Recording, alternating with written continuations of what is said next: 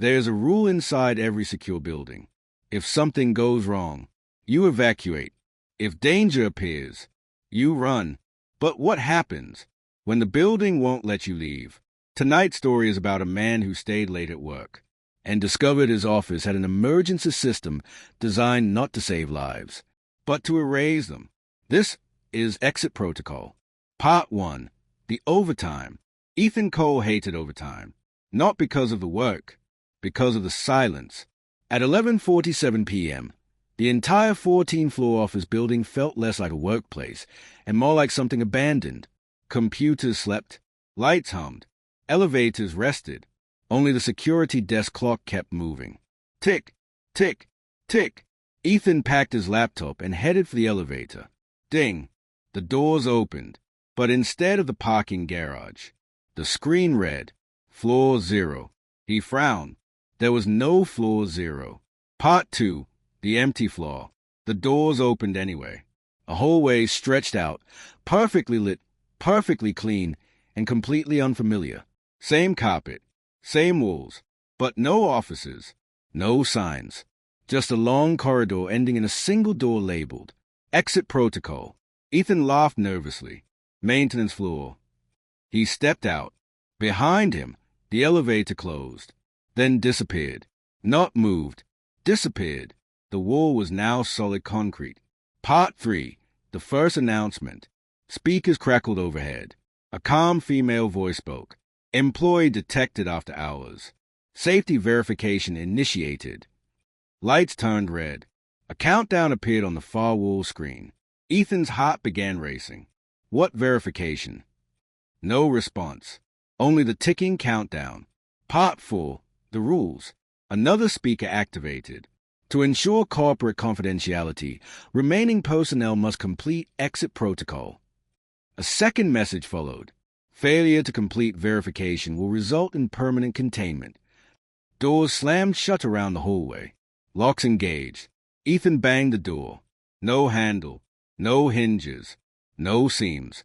This wasn't safety. This was containment. Part 5. Room 1.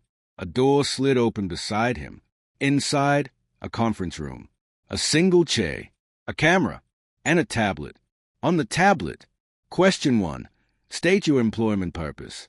He typed, Data analyst. The screen flashed red. He typed again, I analyze company logistics reports. Green. Proceed. His stomach tightened. It wasn't checking identity. It was checking knowledge. Part 6. Room 2.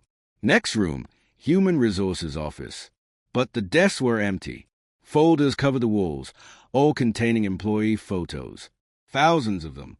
One drawer opened automatically. Inside, his employee file. Except it listed him as Temporary Personnel Unit. His hiring date, tomorrow. His termination date, today. Timer, 5:58. The speaker, confirm employment duration. Hand shaking. He said, 6 months. Red. He swallowed. Less than 1 day. Green. The door unlocked. Part 7. The truth begins. Ethan's breathing grew shallow. This building didn't think he worked here. It thought he had just arrived, or had never officially existed. He remembered orientation day. No interviews. No paperwork. Just a quick badge and desk assignment. He thought it was efficient. Now it felt wrong. Part 8. Room 3. A laboratory. Inside, a large mirror. On the wall, visual recognition test. The mirror flickered. His reflection lagged half a second behind. Then moved differently. The reflection looked at him. Not copying. Watching. Timer, 3:42. The voice. Identify the non-authorized presence. Ethan stared. The reflection blinked slower. He whispered, Me. Green. The mirror went black. Part 9. The revelation. The hallway lights turned white again. Final door opened. Inside, a server room. Rows of machines humming. In the center, a pod. Inside the pod, another Ethan, unconscious, connected to wires. His mind went blank. Speaker. Exit protocol confirms subject to simulation instance 24B. He staggered backward. No.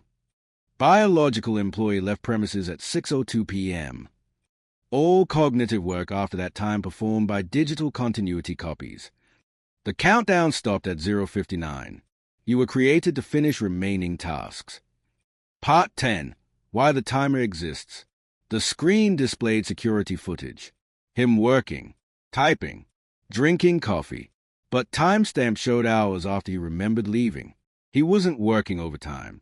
He was the overtime. A copy generated when employees stayed late.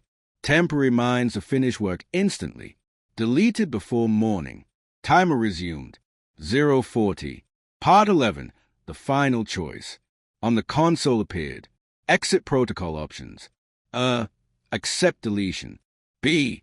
Attempt integration into biological subject. His hands trembled.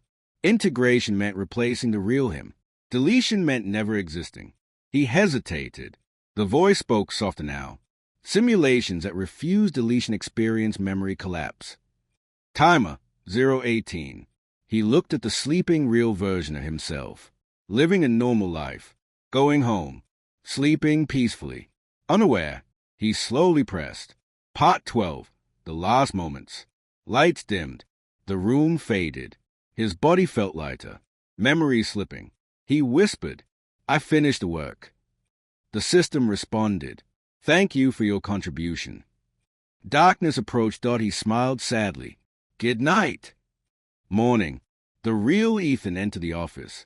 Co-worker greeted him. Crazy, right? Reports finished overnight. He frowned. He didn't remember doing them. His computer screen flickered briefly. For half a second, a message appeared. Task completed successfully, then vanished. He ignored it, but for no reason at all. He felt exhausted. Every system promises convenience, automation, efficiency, productivity. But sometimes, the work still needs a worker.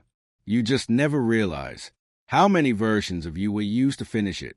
If you stayed late tonight, would you be the one who leaves or the one who never existed? Subscribe for more stories, because some workplaces don't just take your time. They take you.